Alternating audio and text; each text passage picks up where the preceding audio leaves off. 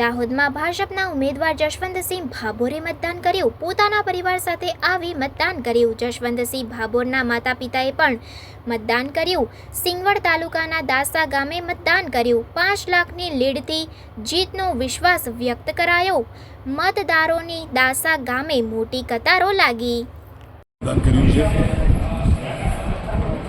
સમાચાર મળ્યા છે તે મુજબ આજે આખી દાહોદ લોકસભા ક્ષેત્રની અંદર ખૂબ લાંબી કતારો, મતદાર ભાઈ બહેનો ઉત્સાહ શ્રીમાન માનનીય મોદી સાહેબના કારણે દાહોદના વિકાસ, દાહોદ લોકસભા ક્ષેત્રના વિકાસ માટે માનનીય મોદી સાહેબે છેલ્લા 10 વર્ષમાં વિકાસના કામોની જે ભેટ આપી છે, ભારતના નકશામાં દાહોદ લોકસભા ક્ષેત્રને અંકિત કરવા માટે માનનીય મોદી સાહેબનો આભાર વ્યક્ત કરું છું।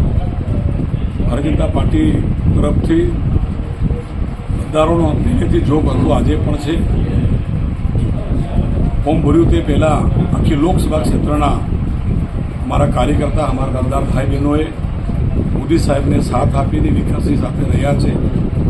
વિકસિત ભારતના સંકલ્પને પરિપૂર્ણ કરવા માટે અને મોદી સાહેબના આહવાનને પૂર્ણ કરવા માટે દાહોદ લોકસભા ક્ષેત્રમાં 100% વોટિંગ કરવા માટે મતદાર ભાઈ બહેનોને अपील करूँ छूँ।